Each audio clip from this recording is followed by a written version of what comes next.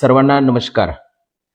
मकर संक्रांतीच्या सणाच्या दरम्यान मोठ्या प्रमाणावरती लोक पतंग उडवण्याचा आनंद घेत असतात आणि तो आनंद निश्चित घेतला पाहिजे.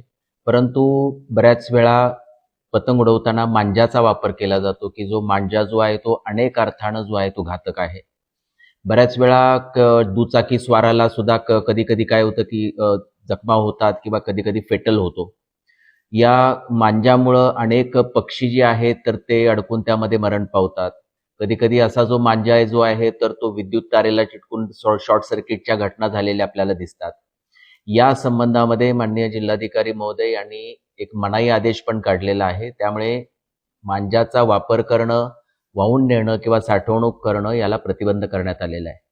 त्याचबरोबर माननीय उच्च न्यायालयानं पण वेळोवेळी मांजाच्या वापरावरती याबद्दल भाष्य केलेलं आहे आणि कठोर कारवाई करण्याचे आदेश दिलेले आहेत. आपल्याला अहिल्यानगर जिल्ह्यातील सर्व नागरिकांना याद्वारे आम्ही आवाहन करतो, की मकर संक्रांतीचा सण साजरा करत असताना आपण पतंग उडवण्याचा किंवा आनंद हा निश्चित घ्यावा, परंतु मांजाचा वापर आपण करता कामा नये, कारण त्याला प्रतिबंध आहे.